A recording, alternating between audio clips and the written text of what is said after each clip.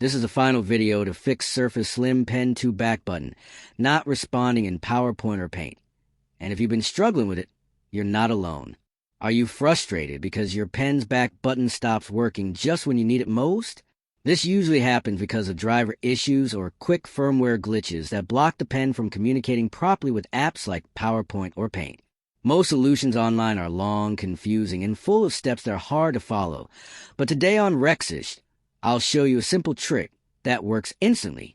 All you need is to reset your pen connection through Windows settings and update the pen firmware in just a few clicks, and your back button will start responding immediately. It's fast, it's easy, and anyone can do it. If you want a detailed step-by-step guide to fix this for good, comment below, and I'll make it for you.